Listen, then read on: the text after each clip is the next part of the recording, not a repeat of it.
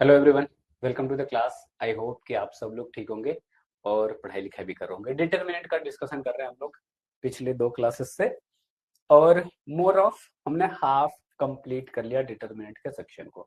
हमने बहुत ही ज्यादा नंबर ऑफ क्लासेस भी नहीं पढ़ाई हैं। हमने कोशिश करी है कि कम समय में आपको चीजें, जो जितनी काम की चीजें हैं, जितने से हमारा बात बन सकता है बोर्ड में, जितना मेरे लिए रिक्वायर्ड है, वो सारी चीजें कम से कम समय में हम लोग पढ़ सकें। ठीक है, इस पूरे कोर्स का कहीं ना कहीं आपके पास यही एजेंडा है हमारे पास, कि हम आपको कम समय में चीजों को उतना डिलीवर कर दिया जाए जितना पढ़ के आपको बोर्ड में अच्छे मार्क्स मिलेंगे। और अगर आपने ढंग से प्रैक्टिस करा तो यू कैन गो अब 80%, 90% एंड। ठीक है, वो आपके प्रैक्टिस पर डिपेंड करेगा। बात करते हैं आज के क्लासेस में हम लोग क्या डिस्कस करने वाले हैं आज की क्लास में।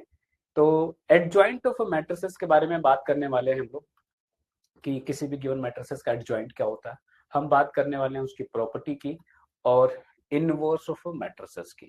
पिछले वाले क्लास में मैंने कहा कि फॉर श्योर आपके पास एरिया ऑफ ट्रायंगल से क्वेश्चंस बनते हैं, वो ऑब्जेक्टिव में बन जाए, वेरी शॉर्ट में बन जाए, शॉर्ट में बन जाए, बट बनता जरूर है। ठीक है, अगर आप एनालिसिस करोगे पीछे के कई सालों के, तब भी ये बात आपको वहां पे विजिबल होगी, दिख जाएगी।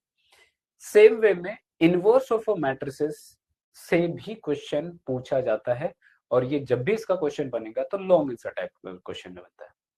ठीक है, मतलब 5 मार्क्स के क्वेश्चन अगर पूछे जाने तो इनवर्स से 5 मार्क्स के क्वेश्चन पूछे जाएंगे। एडजॉइंट पूछ ले नहीं पूछता तो मैंने कहा कि इसकी प्रॉपर्टीज हैं वो पूछ लेगा। और अभी इसके मैंने माइनर को फैक्टर्स के बारे में बोला, मैंने कहा कि इसके जो रिजल्ट थे इंपॉर्टेंट वाले वो ऑब्जेक्टिव में पूछ ले। बहरहाल आपको लॉन्ग आंसर टाइप में एक बात मैं श्योर कर देना चाह रहा हूँ, अब तक ये रिकॉर्ड रहा है, चाहे हम पढ़ रहे थे तब भी, आज आप पढ़ रहे हो तब भी, कि आपसे लॉन्ग आंसर टाइप का क्वेश्चन एक डिटरमिनेंट में पूछता है। शॉर्ट पूछ ले वो एरिया वाला, वो सब चीजें बातें अलग है। उसके बियॉन्ड आपसे एक क्वेश्चन बनेगा बनेगा, वो ये बनेगा, या तो वो आपसे इनवर्स पूछेगा या फिर साइमल्टेनियस लीनियर इक्वेशन से को सॉल्व करने के लिए आपसे पूछेगा। ठीक है, बेसिकली सिस्टम ऑफ इक्वेशंस कह लो। तो जब मैं सिस्टम ऑफ इक्वेशन बताऊंगा तो वहां पे आधा से ज्यादा कैलकुलेशन, 80% कैलकुलेशन तो वो इनवर्स वाली यूज होती है ना। तो मतलब जो यहाँ पे आप पढ़ोगे वो अगले वाले में यूज होने वाला है, राइट। उसमें मुझे बताने के लिए 20% बच रहा है, 80% तो इनवर्स का यूज होगा। तो आप जो ये 5 नंबर के क्वेश्चन एक्सपेक्ट कर रहे हो, जो कि आएगा ही आएगा, या तो इनवर्स आएगा या तो उससे आएगा, इन दोनों में से उसकी आज आज वाली क्लास में हम लोग सीखना स्टार्ट कर देंगे। इनवर्स में क्या पढ़ रहे हैं उसका मोर ऑफ सेक्शन आप एडजॉइंट में पढ़ लोगे, है ना। एडजॉइंट में जो 60% पढ़ा वही इनवर्स होगा आपका, या फिर कह लो कि अब तक जितना पढ़ा उन सबको मिला के हम इनवर्स निकालेंगे। तो जब लास्ट में पढ़ रहे होंगे तो उसमें एक दो स्टेप चेंजेस होने, बाकी ऊपर अब तक सोफा जो पढ़ लिया, चाहे वो एडजॉइंट की बात हो, चाहे वो डिटरमिनेंट निकालना हो, चाहे यहाँ पे इनवर्स निकालना हो, वो सारी चीजें मिला के आपसे साइमल्टेनियस लीनियर इक्वेशन पूछेगा। ठीक है, तो इंटरेस्टिंग इसलिए हो जाता है क्योंकि जो मैं अगला स्टेप पढ़ रहा होता हूँ, अगली टॉपिक पढ़ रहा होता हूँ, तो पिछला वाला पूरा यूज हो रहा होता है। तो एक एक करके सबकी बात करेंगे। एडजॉइंट ऑफ मैट्रिसेस पे बात कर लेते हैं। क्या होता है एडजॉइंट ऑफ मैट्रिसेस? एक लाइन बोलूंगा आपके लिए उतना ही इनफ होगा एडजॉइंट को समझने के लिए। लास्ट क्लास में हम लोगों ने कोफैक्टर के मैट्रिसेस बनाई थी, डिटरमिनेंट बनाया था। ठीक है, तो मैट्रिसेस या फिर डिटरमिनेंट में क्या फर्क है आपको पता ही है। हमने कहा कि अगर मैं इसके कोफैक्टर के मैट्रिसेस बना रहा हूँ, लेट्स से इसको मैं सी से डिनोट कर रहा हूँ, और ये मैट्रिसेस क्या बनी, तो ये C11, C12, C13, C21, C22, C23, C31, C32, C33, ये बनेगा, राइट। ठीक है, अगर ये बन रहा, हमने कहा कि आपको मैंने मैट्रिसेस जब पढ़ाया तो उसमें ट्रांसपोज भी बताया। तो अब अगर मेरे पास ये डिटरमिनेंट सॉरी मैट्रिसेस बन गया, कोफैक्टर का, कोफैक्टर कैसे निकालना था वो पीछे मैं सिखा चुका हूं, तो अभी कोई ये नहीं बोलेगा कि मुझे कोफैक्टर नहीं पता, पीछे जाओ एक बार लेक्चर देखो। ठीक है, नहीं तो वेट करो, इसमें क्वेश्चन जब मैं करवाऊंगा तो वैसे ही आपको पता लग जाएगा। ठीक है, हालांकि जब मैं क्वेश्चन करवाऊंगा तो मैंने कहा कि अब हम डायरेक्ट कैलकुलेशन कर रहे होंगे। चलो, तो अब अगर मैं इसका क्या कर दूं, ट्रांसपोज, इस मैट्रिसेस का मैं कर रहा हूं ट्रांसपोज। ट्रांसपोज करूंगा तो क्या होगा, रो कॉलम में और कॉलम रो में चेंज हो जाएंगे, तो किसी एक को चेंज कर दो। C11, C12, C13, C21, C22, C23, C31, C32 and C33। Transpose में एक बात नोटिस करना, जो इसके C11, A11, A122 और 22, A33 वाले एलिमेंट होते हैं, उनका पोजीशन चेंज नहीं होता है। ठीक है, चलो वो डिस्कशन नहीं है। यहाँ पे मैंने कहा कि इसका ट्रांसपोज निकाला। इसका जो ट्रांसपोज है ना, इसी को हम लोग गिवन मैट्रिसेस का एडजॉइंट बोलते हैं। ठीक है, कोई बड़ी बात नहीं। मैट्रिसेस का मैं कोफैक्टर्स निकालना आता है, उस कोफैक्टर से मैट्रिसेस बनानी आती है, उसका डिटरमिनेंट निकालना आता है। तो अगर कोफैक्टर के मैट्रिसेस हमें बनानी आती है, तो बस सिर्फ उसका मैंने एक काम किया, ट्रांसपोज कर दिया। उसी ट्रांसपोज को हम लोग क्या बोल रहे हैं कि वही है adjoint of matrices, given matrices ए। कर सकते हैं, कोई डिफिकल्ट सी चीज नहीं हुई। माइनर कोफैक्टर निकालना हमने बहुत सॉलिडली सीख लिया। ठीक है, तो सिंपल हमने यही किया, ये सारी चीजें। अब इसके मैट्रिसेस बना सकते हो, ये मैंने बता दिया आपको। रूल्स क्या है लिखने के, ये बात आप पहले से जानते हो। तो यहाँ पे एक एक करके हम लोग बल्कि क्वेश्चन के थ्रू बेटर होगा कि चीजों को सीख ले। अब जैसे यहाँ पे क्वेश्चन दिया कि कोफैक्टर ऑफ A23 बताओ, ये तो हमने पीछे ही सीखा था ना। कोफैक्टर ऑफ A23 कहाँ मिलेगा, दूसरा रो तीसरा कॉलम। दूसरा रो तीसरा कॉलम कहाँ पे है, यहाँ पे है। अगर मुझे इसका कोफैक्टर लिखना तो मैं कैसे लिखूंगा, बहुत ही सिंपल। पहली बात तो C23 से मैं लिखूंगा, कैसे आएगा, -1 के power I plus J M क्या 2 3, -1 की पावर क्या 2 प्लस 3, और m मुझे माइनस चाहिए, तो इस रो इस कॉलम को छोड़ के जो बच जाए वो लिख लो, 3 1 1 -3। सॉल्व कर लो, क्या बना C23 अगर मुझे चाहिए तो -1 की पावर 5 हो जाएगा, तो ये माइनस हो जाएगा। ठीक है, और यहाँ पे जब इसको सॉल्व करेंगे क्रॉस मल्टीप्लीकेशन के साथ, तो क्या आएगा -9 -1 which is minus times minus का 10, और ये क्या हो जाएगा प्लस का 10। हमने कहा कि सिमिलर वे में हर एक एलिमेंट के लिए यही करना होता। ठीक है, मुद्दा ये है कि हमें को एडजॉइंट बतानी है, एडजॉइंट सीखना। अब ये एडजॉइंट के बारे में हमने डिस्कशन किया, इस पूरे मैट्रिसेस का मुझे बताना है एडजॉइंट। अब बात आती है, क्या आप एक एक स्टेप से चाहते हो सोल्यूशन, या फिर थोड़ा सा शॉर्ट करने की कोशिश करें। I'll say कि if you're not confident about your calculation and you think you are very prone to doing mistakes while calculating, so I'll suggest you go by one.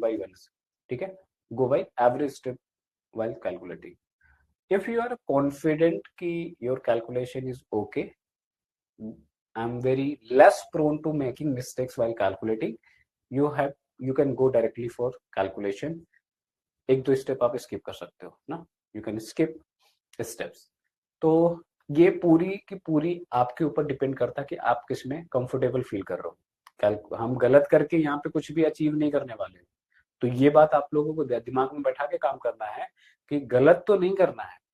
नहीं कॉन्फिडेंट हूं मैं, कई बार कैलकुलेशन करूंगा बट गलत नहीं करूंगा। ठीक है, चलो बात करते हैं। यहाँ पे हम मुझे चाहिए एडजॉइंट। हमने कहा कि एडजॉइंट निकालने के लिए मेरे लिए जरूरी चीज क्या है, मेरे लिए जरूरी चीज है आपका कोफैक्टर्स निकालना। कोफैक्टर्स कैसे निकालेंगे, तो वो माइनस के थ्रू निकलेंगे। माइनस कैसे निकलते हैं, जिस एलिमेंट का आपको माइनस चाहिए उस रोज कॉलम को छोड़ दो, जो बाकी बच जाए क्रॉस मल्टीप्लिकेशन करके जैसा सॉल्व करते हैं उसको सॉल्व करके लिख लो। तो सिंपल सा है। अब मैं बहुत ज्यादा स्किप नहीं कर रहा हूं, मैं डायरेक्टली इसके कोफैक्टर्स लिख सकता हूं, लेकिन मैं माइनर से स्टार्ट करता हूं। ठीक है, पहले माइनर लिख लेते हैं, फिर माइनर में प्लस माइनस अल्टरनेट लगा लेंगे, तो मुझे क्या मिल जाएगा, कोफैक्टर मिल जाएगा। ठीक है, चलो लिखते हैं।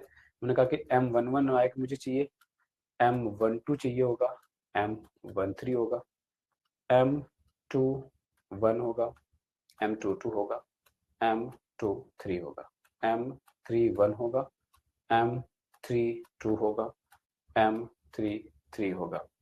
ठीक है, ठीक ठीक है। तो अब यहाँ पे अगर मुझे M11 चाहिए, हमने क्या बताया आपको, हमने कहा कि M11 ये है। M11 है क्या, बेसिकली माइनर ऑफ A11। इस रो को, इस कॉलम को बंद करो, बाकी का क्रॉस मल्टीप्लिकेशन करके सॉल्व कर लो। 5 into 3 is 15, 4 minus 0 is 0, तो 15 minus 0 is 15। इतना तो कर ही सकता है कोई भी, ठीक है। दूसरे पे आ जाओ, M12 क्या है, यहाँ पे है। इस रो को, इस कॉलम को मैंने बंद किया, ठीक है। किसी को लग रहा हो कि अगर आपने डायरेक्टली जंप किया हो इस लेक्चर पे, तो आई सजेस्ट के पीछे वाला एक बार लेक्चर जरूर देख लो, है ना, नहीं तो फिर आपको दिक्कत होगी। तो अब यहाँ पे जब मल्टीप्लाई करोगे तो 0 का मल्टीप्लीकेशन 3 में 0 होगा, 2 का मल्टीप्लीकेशन 0 में, 0 माइनस 0 इज 0। तीसरे पे आ जाओ, इस रो इस कॉलम को हमने बंद कर दिया, बाकी ओपन कर दिए। तो यहाँ पे जब बात करोगे तो क्या है, 4 into 0 is 0, minus 2 into 5 is 10। तो यहाँ पे क्या मिला, माइनस का 10, ठीक है। अब दूसरे कॉलम में आ जाओ, दूसरे रो में आ जाओ बेसिकली। पहले एलिमेंट के लिए बात करें तो ये रो ये कॉलम बंद, क्रॉस मल्टीप्लीकेशन करके सॉल्व करो। 3 into 2 is 6, minus 4 into 3 is 12, 6 minus 12 is minus का 6, ठीक है। अगेन इसमें आ गए, इसको ओपन कर दिया हमने, ठीक है। तो 3 का मल्टीप्लीकेशन 1 में 3, 2 का मल्टीप्लीकेशन 3 में 6, 3 माइनस 6 इज माइनस का 3। अगले में आ जाओ, यहाँ पे इसको बंद किया और बाकी को ओपन किया, तो किसके किसके मल्टीप्लीकेशन होगा, तो 2 का सॉरी 4 का 1 में करेंगे तो 4 आएगा, 2 का 2 में करेंगे तो 4 आएगा, 4 माइनस 4 इज 0। आ जाओ अगले वाले में, यहाँ पे आ गए हम, इस रो इस कॉलम को बंद कर दिया, बाकी को ओपन कर दिया, ठीक है। क्या मिला, तो 2 3 5 0, 0 का मल्टीप्लीकेशन 2 में करोगे तो 0 हो जाएगा, माइनस 5 इंटू 3 माइनस का 15, ठीक है। 3 2 की बात कर रहे हैं, इसको बंद किया, बाकी को ओपन कर दिया, तो यहां से क्या मिला मुझे, 0 into 1 is 0, 0 into 3 is 0 again, तो ये 0 हो जाएगा, ठीक है। तो ये आपका 0 यहाँ पे। तीसरे में आ जाओ, 5 इंटू 1 इज 1 और 2 इंटू 0 इज 0, तो 5 माइनस 0 इज 5। ये मेरे पास माइनस मिले, कैलकुलेशन करते वक्त आप रीचेक भी करेंगे, है ना, यहाँ पे मैं बिल्कुल बता रहा हूँ, but there always exist a slightly chance to getting calculation being wrong, ठीक है। हमेशा थोड़ा सा रहता है कि मान लो मैंने ऐसे बंद किया, बट मैंने जब कैलकुलेशन किया तो किसी और से किसी और ने मल्टीप्लाई कर दिया, माइनस लगाते वक्त मैं माइनस को भूल गया, या फिर उल्टा मैंने माइनस लगा लिया, तो वो चीजें रहेंगी। अब अगर ये मैं मान के चलो मेरा सही है, तो अब अगर ये सही है तो ये तो मुझे माइनस मिल गए, हमको चाहिए कोफैक्टर्स। कोफैक्टर्स क्या होंगे, C11, C12, C13, C21, C22, C23, C31, C32, C33। क्या मिला यहाँ पे, यहाँ पे हमने कहा कि जितने मिल रहे हैं सब में क्या करना है, अल्टरनेट प्लस माइनस प्लस लगा लेना है। यहाँ पे प्लस लगाएंगे, यहाँ पे माइनस लगाएंगे, यहाँ पे प्लस लगाएंगे, तो ये माइनस का 10। यहाँ पे फिर माइनस लगाएंगे तो ये प्लस हो जाएगा, प्लस लगाएंगे तो माइनस ही रहेगा, फिर से माइनस लगाएंगे तो कोई फर्क नहीं पड़ेगा, 0 है। फिर प्लस लगाएंगे तो ये माइनस का 15 रहेगा, यहाँ पे माइनस लगाएंगे कोई फर्क नहीं पड़ेगा, फिर से प्लस लगाएंगे तो ये 5 है। तो मुझे माइनर मिला, कोफैक्टर्स मिल गए यहाँ पे।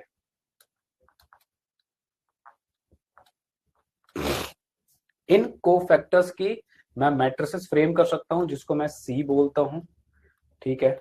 तो इनका एक मैट्रिसेस फ्रेम कर लो, 15 0 माइनस का 10, ठीक है। यहाँ पे ये हो जाएगा 6 माइनस का 3, 0 माइनस 15 0 और ये 5। हमको चाहिए एडजॉइंट। एडजॉइंट क्या होता है, तो simply adjoint of A is C matrices का ट्रांसपोज। अच्छा, एक स्टेप और भी कर सकते हो, चाहो तो इसका ट्रांसपोज पहले ही निकाल लो, है ना, या फिर यहाँ पर डायरेक्टली भी ट्रांसपोज कर सकते थे। तो अगर सी का मैं ट्रांसपोज करूंगा तो क्या मिलेगा मुझे, 5 0 माइनस का 10, 6 माइनस 3 0 माइनस का 15 0 5, है ना। तो सिंपली एडजॉइंट ऑफ ए बराबर क्या, transpose of given matrices which is, यहाँ पे हमने निकाल रखा है 5 0 माइनस का 10, 6 माइनस का 3 एंड 0 माइनस का 15 0 एंड 5। ये क्या हो जाएगा आपके यहाँ पे आंसर हो जाएगा इस क्वेश्चन के, ठीक है। याद रखेंगे, मैंने कहा कि जितनी कैलकुलेशन यहाँ पे हो रही है आगे फिर यूज होने वाली है सेम वे में। तो पीछे सही से सीखा तो आगे सही होगा, पीछे ही गड़बड़ किया तो आगे भी गड़बड़ होगा, है ना, अगर ध्यान नहीं दिया तो। वैल्यू वाइज आप चाहो तो अगेन चेक कर सकता हूँ, मैं एक बार फिर से रीचेक कर लेता हूँ। यहाँ पे इस रो इस कॉलम को बंद किया तो 15 माइनस 0 ठीक है, इस रो इस कॉलम को बंद किया तो ये आपका हो जाएगा, ठीक है, 0 0 हो जाएगा यहाँ पे। और यहाँ पे इस रो इस कॉलम को बंद किया तो क्या मिलेगा मुझे, 0 माइनस 10, ठीक है।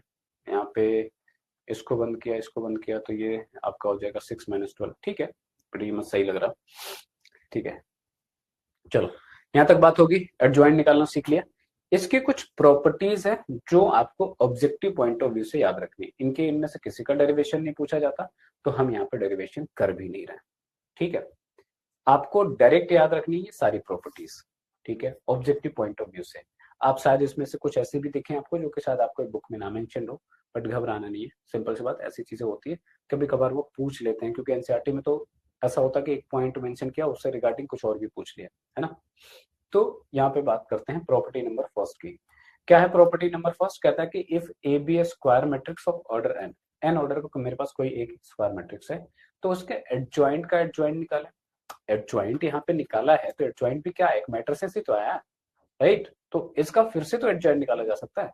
तो अगर आप एडजॉइंट ऑफ ए निकालो और उसका ए से मल्टीप्लाई करो, या फिर एडजॉइंट का ए में, अब वही बात है कि एस को अगर इसको मैं बी मान लूं तो ये बेसिकली कह रहा हो कि ए इंटू बी या फिर बी इंटू ए कर रहा, तो ये किसके बराबर आ रहा है, ए के ही बराबर आ रहा है, into identity of N.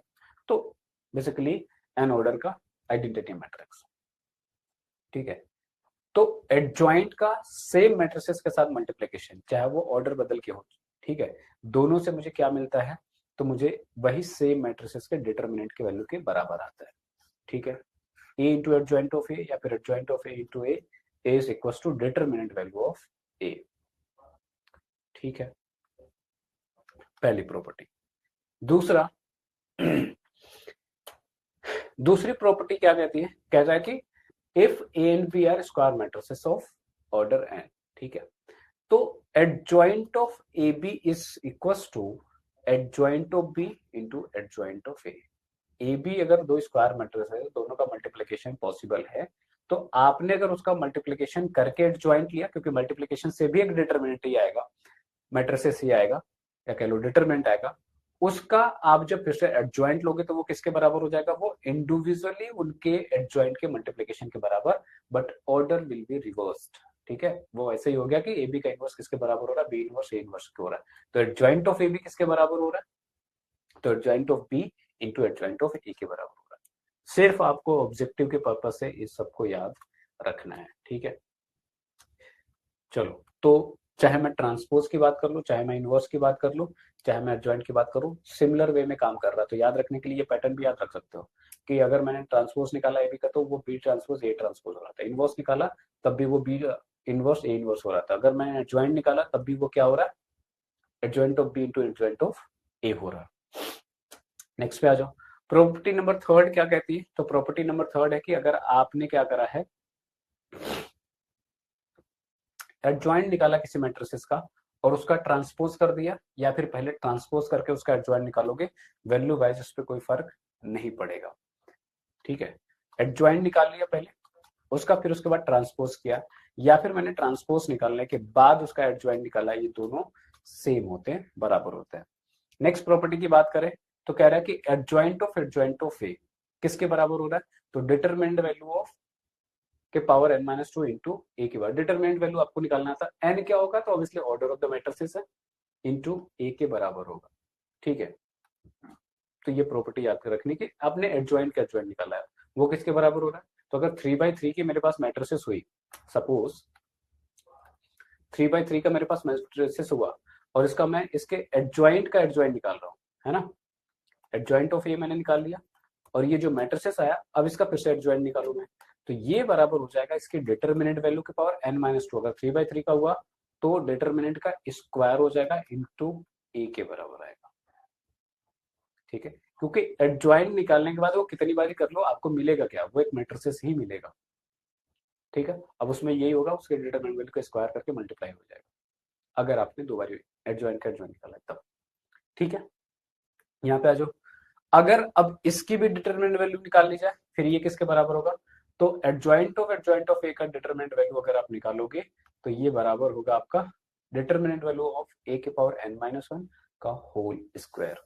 Next की बात करें तो कह रहा है कि अगर एडजॉइंट ऑफ के ए कर रहे हो कि आपने किसी मैट्रिसेस में किसी स्केलर से मल्टीप्लाई किया के से और फिर उसके बाद उसका एडजॉइंट निकालो तो क्या फर्क पड़ेगा?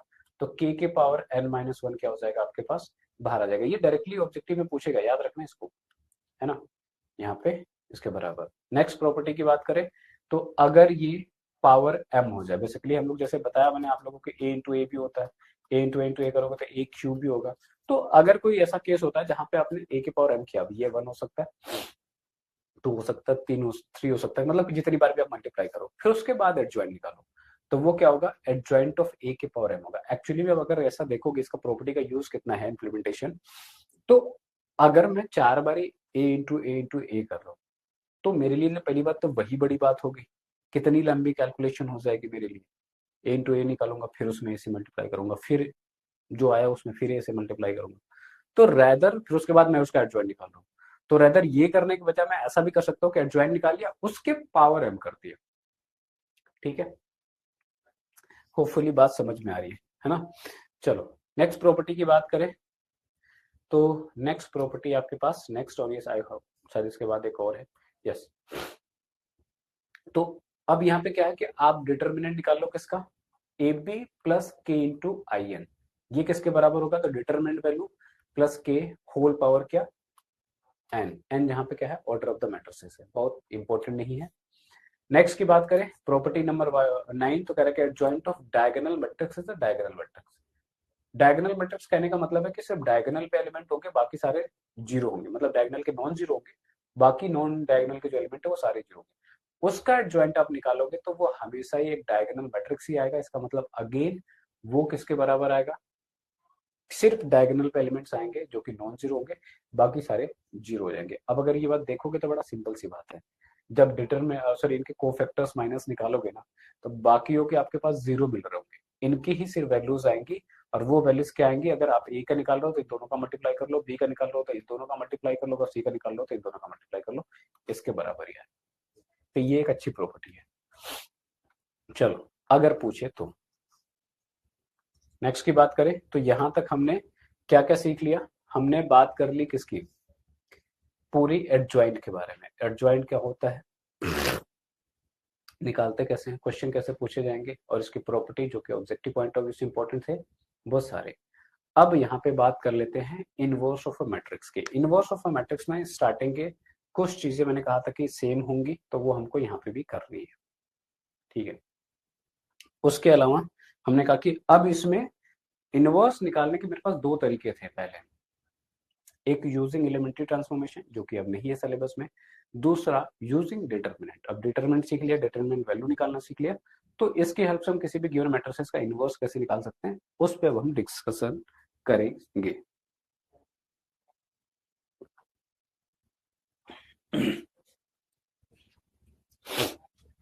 जो स्टार्टिंग की चीजें जो मैंने आपके मैट्रिसेस में भी बता दी थी उसको मैं बस एक क्या बोलता हूँ कि टच करते हुए हम लोग आगे बढ़ जाते हैं।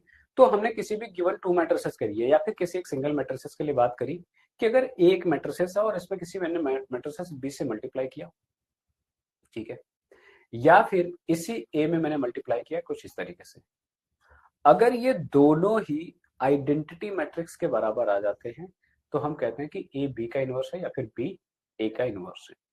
ऐसा होने के लिए मैंने एक बात और बताई कि इसका नॉन सिंगुलर होना जरूरी है, और नॉन सिंगुलर होने का मतलब ये था कि determinant value not equal to zero होनी चाहिए नॉन सिंगुलर होने के लिए। और जब मैंने आपको सिंपली डिटरमिनेंट वैल्यू निकालना सिखा रहा था तो वहीं पे ये बात मैंने बताई। तो a square matrix which is non-singular of order n is said to be invertible if there exists a square matrix B of the same order such that कि AB बराबर B बराबर क्या?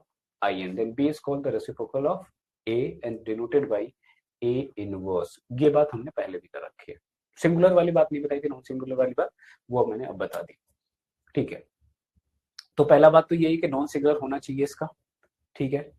दोनों मैट्रिसेस की जब बात कर रहे हैं ए और बी के नॉन सिंगुलर होने में, तो हमने कहा कि ये क्या होना चाहिए, सेम ऑर्डर का होना चाहिए। एंड ए बी और बी ए दोनों क्या होने चाहिए, नॉन सिंगुलर मैट्रिसेस होने चाहिए ऑफ द सेम ऑर्डर। ठीक है, ए बी और बी ए जब निकाल रहे हैं तो वो भी नॉन सिंगुलर होने चाहिए, सेम ऑर्डर के। A square matrix is invertible if and only if it is a non singular। Non singular नहीं हुआ तो ये इन्वर्टिबल नहीं होगा। ठीक है, सिंगुलर नॉन सिंगुलर का क्या मतलब है, ऊपर मैंने लिख लिखा। बात करते हैं होता क्या है, निकलेगा कैसे। ठीक है, अब यहाँ पे आ जाते हैं। हमने कहा कि अभी मैंने आप लोगों को एक प्रॉपर्टी बताई, वो प्रॉपर्टी क्या थी, तो प्रॉपर्टी आपके पास ऐसी थी कि adjoint of A into adjoint of A किसके बराबर होता है, तो वो determinant value of A into I N होता है। ये बात हमने अभी सीखी। ठीक है, अगर मैंने कहा कि ऐसा है तो मैंने अगर दोनों साइड मल्टीप्लाई कर दूं मैं ए इनवर्स से, अगर ए इनवर्स से मल्टीप्लाई करूंगा तो क्या होगा, एडजॉइंट ऑफ ए, और यहाँ पे क्या हो जाएगा, A inverse determinant value of A. A into A inverse क्या होता है, आइडेंटिटी के बराबर होता है using the property of inverse. तो यहां से ये तो किस में कन्वर्ट हो गया, आई में कन्वर्ट हो गया, और यहाँ पे एडजॉइंट ऑफ ए हो गया। इधर क्या मिल रहा है, तो A inverse into determinant value of A, क्योंकि आइडेंटिटी का अगर डिटरमिनेंट में मल्टीप्लाई करोगे तो उसमें कोई चेंजेस नहीं आएंगे। यहां से भी हम लोग आई हटा सकते हैं क्योंकि एडजॉइंट को एक मैट्रिसेस होगा और आइडेंटिटी से मल्टीप्लाई करने पे कोई फर्क नहीं पड़ता। इसको ऐसे लिख लूं मैं, आई होप कि इसमें किसी को आपत्ति नहीं है। और ऐसा है तो हमने कहा कि ए इनवर्स ही तो चाहिए मुझे, ये किसके बराबर हो जाएगा, 1 by डिटरमिनेंट और यहाँ पे एडजॉइंट ऑफ ए के बराबर। अब एक बात जो हमने पीछे बोली, हमने कहा कि जो determinant value not equal to 0 होना चाहिए और ये नॉन सिंगुलर होना चाहिए, वर्ड में ऐसे हमने बोला। क्या रीजन था इसके ऐसा बोलने के पीछे, हमने कहा कि अब देखो अगर आप यहाँ से इनवर्स निकाल चुके हो, हमें फंडा मिल चुका है, यहाँ पे देखो ध्यान से इसको, अगर इस एक्सप्रेशन में डेल्टा की वैल्यू अगर आप 0 पुट करो तो क्या होगा, 1/0 अनडिफाइंड होता है। इसका मतलब ए इनवर्स क्या हो जाएगा, अनडिफाइंड। अनडिफाइंड मतलब हम इनवर्स नहीं निकाल सकते। क्या हो जाएगा, इनवर्स अगर ये सिंगुलर हुआ तो इनवर्स एग्जिस्ट ही नहीं करेगा। तो इनवर्स निकले इसके लिए जो वैल्यू है आपके डिटरमिनेंट का गिवन मैट्रिसेस का, वो नॉन इक्वल टू नो, मतलब क्या होना है, डिटरमिनेंट 0 के बराबर नहीं होना चाहिए, वो नॉन जीरो होना चाहिए। 0 होते ही इसका इनवर्स एग्जिस्ट नहीं करेगा, अनडिफाइंड हो जाएगा ये। ठीक है, तो फॉर एनी गिवन मैट्रिसेस आप डिटरमिनेंट वैल्यू निकालो, अगर वो 0 के बराबर हो गया सिंपली बोल दो कि इसका इनवर्स एग्जिस्ट नहीं करेगा। मेरे पास ऐसा कोई दूसरा डिटरमिनेंट मैट्रिसेस नहीं है जिसको मैं मल्टीप्लाई करूंगा तो इसकी आइडेंटिटी के बराबर हो जाए। ठीक है, होपफुली बात समझ में आ रही है। अगर बात यहां तक समझ में आई तो कंक्लूजन क्या निकला, हमने कहा कि ए इनवर्स किसके बराबर हो गया, 1 determinant value into adjoint of. अब अगर इन दोनों की मैं बात करूं तो मुझे एडजॉइंट निकालना आता है, मुझे डिटरमिनेंट वैल्यू निकालना नहीं आती, और अगर दोनों निकालना आता है तो मैं यहाँ से इनवर्स नहीं निकाल सकता क्या, बिल्कुल निकाल सकते हैं, है ना।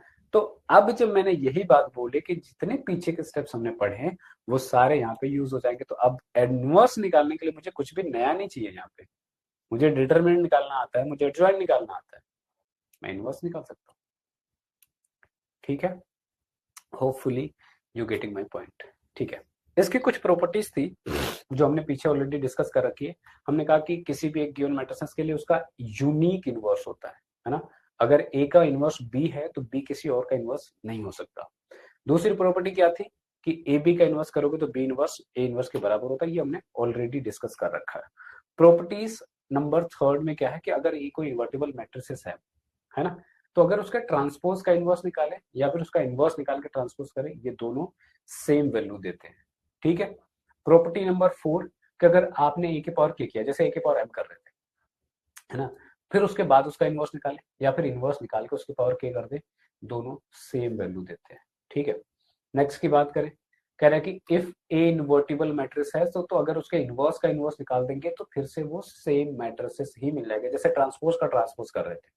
ठीक है, और let A be invertible matrix of order n, then inverse of sorry determinant value of inverse किसके बराबर होता है, तो ये 1 डिटरमिनेंट के बराबर होता है। ठीक है, चलो बात करते हैं नेक्स्ट क्या था कि inverse of a non singular diagonal matrix is a diagonal matrix. क्या कह रहा है कि नॉन सिंगुलर है पहली बात तो, और डायगोनल मैट्रिक्स है, तो इसका जब इनवर्स निकालोगे तो वो भी डायगोनल ही मिलेगा। और जब ऐसा कर रहे हो तो मैंने कहा कि बड़ा आसान है, अगर आपके पास डायगोनल मैट्रिक्स है उसका इनवर्स निकाल रहा हो वो, और वो नॉन सिंगुलर है ना, आपको पता है, क्योंकि वो आप डिटरमिनेंट वैल्यू निकाल के पता कर सकते हो। सिंपल इतना ही करना है कि जो डायगोनल पे एलिमेंट है उसका रेसिप्रोकल कर दो। ठीक है, जैसे कि मेरे पास अगर यहाँ पे ये मैट्रिसेस है और उसमें दिख रहा है कि सिर्फ डायगोनल पे एलिमेंट है ना, डिटरमिनेंट वैल्यू निकालोगे तो आपको मिल जाएगा, क्या मिलेगा, डिटरमिनेंट वैल्यू निकाल सकते हैं इन दोनों, अगर रो वन के लो तो ये करोगे तो क्या मिल जाएगा, बीसी के बराबर आएगा बेसिकली, और बीसी कोई वैल्यू है आपके पास मान लो। ठीक है, इनवर्स में क्या किया हमने, इन्हीं का रेसिप्रोकल कर दिया, दैट्स इट। तो ये तो बहुत ही ईजी हो गया ना, और ऐसे हमने जॉइंट में भी ये वाली तकरीबन सेम टाइप की प्रॉपर्टी थी। ठीक है, तो होपफुली आपको ये चीज याद रहेगा इस तरीके से।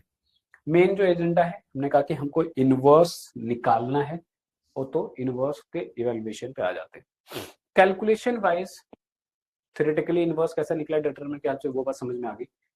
अब मैंने कहा कैलकुलेशन में आपको क्या निकालना है, डिटरमिनेंट वैल्यू चाहिए होगा, एडजॉइंट चाहिए होगा, दोनों निकालना हमें आता है। अब एक एक करके निकालना स्टार्ट कर लेते हैं, और मैंने कहा कि 5 नंबर का क्वेश्चन है, अगर ध्यान से आप सुन रहे हो तो। यहां से क्या गिवन है मुझे, ए गिवन है ना, मैं लिख लेता हूं और एक एक स्टेप करके सॉल्व करना स्टार्ट करते हैं। 0 1 2 1 2 3 3 1 1, ए आ गया मेरे पास। पहला काम, डिटरमिनेंट ऑफ ए किसके अलाउंग निकाले, हमने हमेशा आपको बताया कि जिस भी रो कॉलम में आपको जीरो दिख जाए, जिसमें ज्यादा जीरो हो उसको सेलेक्ट कर लो। यहाँ पे R1 सेलेक्ट कर सकते हो या फिर कॉलम 1 सेलेक्ट कर सकते हो। तो अब मैं यहाँ पे एक्सपेंशन कर रहा हूँ, expansion along R1 determinant value निकालने के लिए। ठीक है, तो डिटरमिनेंट वैल्यू ऑफ ए क्या होगा, क्या करना आपको, पहले प्लस लगाया, यहाँ पे जीरो लिखा, और यहाँ पे जो भी आएगा, मैंने कहा कि मल्टीप्लाई करके जीरो ही होना, तो मैं उसमें लिखूं भी क्यों, मैं अपना टाइम क्यों जाया करूं। -1 यहाँ पे हुआ, इस रो इस कॉलम को बंद किया तो क्या आ जाएगा, इस रो इस कॉलम को बंद करने के बाद 1 into 1 is 1, 3 into 3 is 9, plus 2, इस रो इस कॉलम को बंद किया तो क्या हो जाएगा, 1 इंटू 1 इज 1, और 3 इंटू 2 इज 6, तो 1 माइनस 6 इज माइनस का 5। डिटरमिनेंट वैल्यू ये तो जीरो हो गया, यहाँ पे माइनस का 8 आएगा, मल्टीप्लाई होकर प्लस का 8 हो जाएगा, और यहाँ पे माइनस का 10 विच इज माइनस का 2 which is not equal to zero. It means कि ये क्या हुआ आपका, नॉन सिंगुलर हो गया, नॉन सिंगुलर। ठीक है, क्या इंप्लाई करेगा, इनवर्स एग्जिस्ट। डिटरमिनेंट वैल्यू निकालते ही मुझे पता लग गया कि इसका इनवर्स निकलेगा। अगर मान लो जीरो हो जाता तो एक लाइन लिखते हैं यहाँ पे कि it is a singular and it's inverse it's inverse does not exist. Simple, इसका इनवर्स एग्जिस्ट नहीं कर रहा। चलो, अगर यहां तक बात समझ में आई, हमने कहा कि अब मुझे चाहिए एडजॉइंट, है ना। मैट्रिसेस को मैं फिर से यहाँ पे लिख लेता हूँ, सॉरी। चलो, कोल्ड इज कोल्ड। ठीक है, 0 1 2 1 2 3, 0 1 2 1 2 3 3 1 1। ठीक, क्या करना है, आप स्टेप बाय स्टेप जा सकते हो, आप डायरेक्ट कर सकते हो। ठीक है, चलो, तो पहला काम क्या करना है मुझे, मुझे निकालने हैं माइनस। तो पहला काम कर लेते हैं कि निकाल लेते हैं माइनस। ठीक है, माइनस के लिए मैंने कहा कि हर एक एलिमेंट का निकालना पड़ेगा। M11 चाहिए होगा, M12 चाहिए होगा, M13 चाहिए होगा, M31, M32, M33, सॉरी,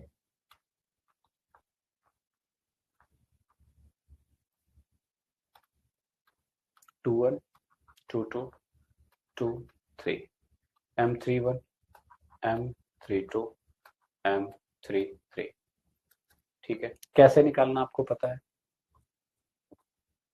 जिस भी एलिमेंट की बात कर रहे हो उस रो उस कॉलम को छोड़ दो, जो बाकी बच जाए उसका क्रॉस मल्टीप्लिकेशन करके लिख लो।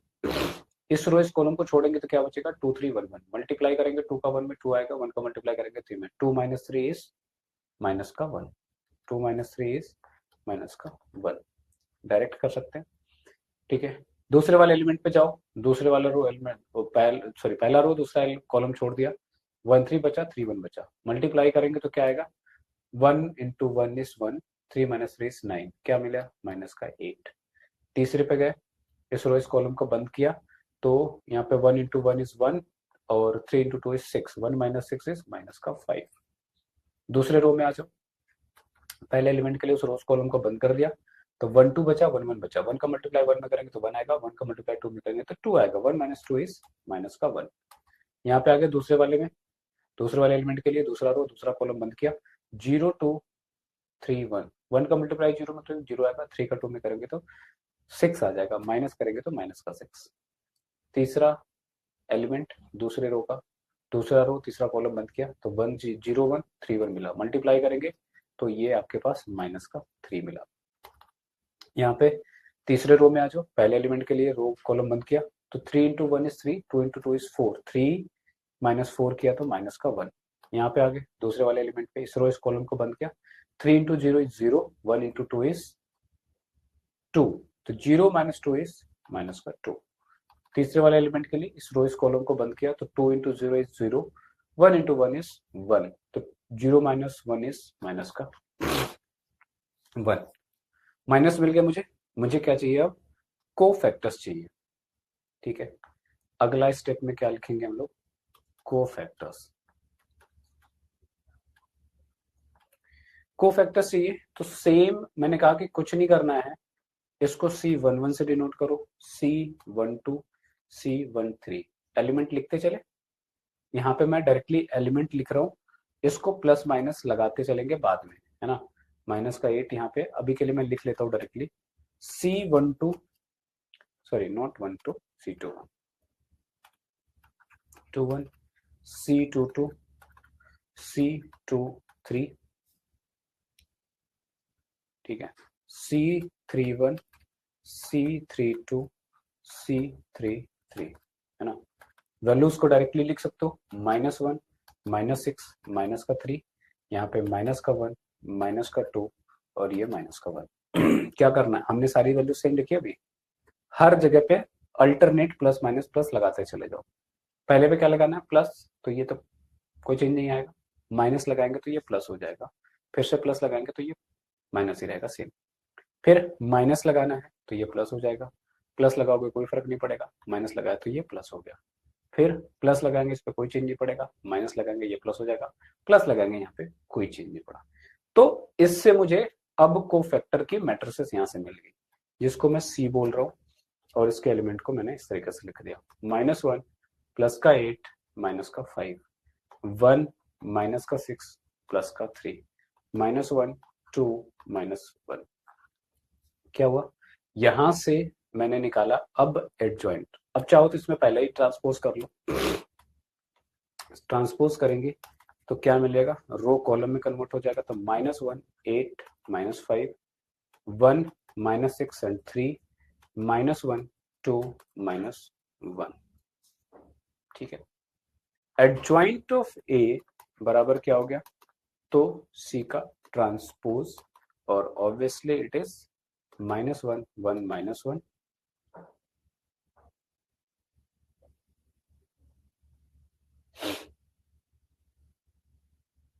ठीक है, और 8 -6 2 -5 3 -1, ठीक है, ये हो गया मेरे पास एडजॉइंट निकल गया, मेरे पास डिटरमिनेंट निकल गया। अगला स्टेप, इनवर्स ऑफ ए क्या होता है, तो inverse of A is 1 determinant value into adjoint of A. मुझे सारी वैल्यूज पता है यहाँ पे, तो ए इनवर्स बराबर क्या हो जाएगा 1 अपॉन डिटर्मिनेंट वैल्यू क्या आया था माइनस का 2।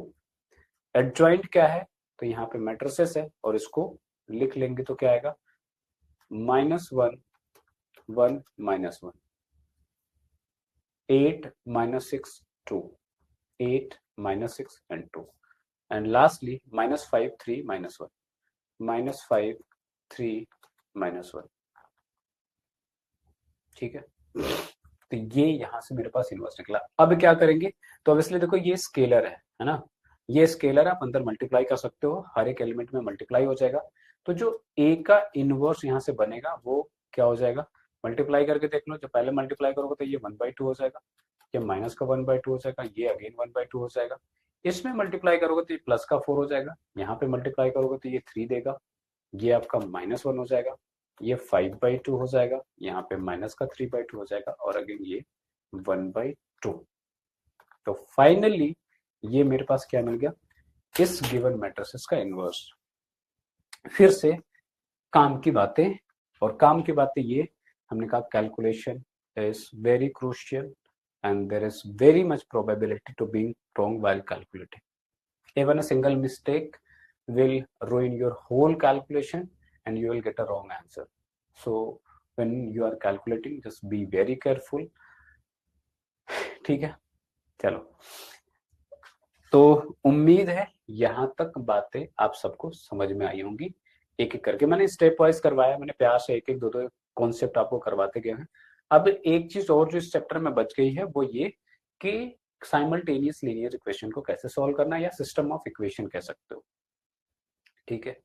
उसमें भी मैंने कहा कि 80% of the calculation would be the same क्योंकि उसमें इनवर्स का यूज होगा। तो अगर यहां तक आपने सीखा है तो अगले वाले में कहीं पे दिक्कत नहीं आएगी, ठीक है।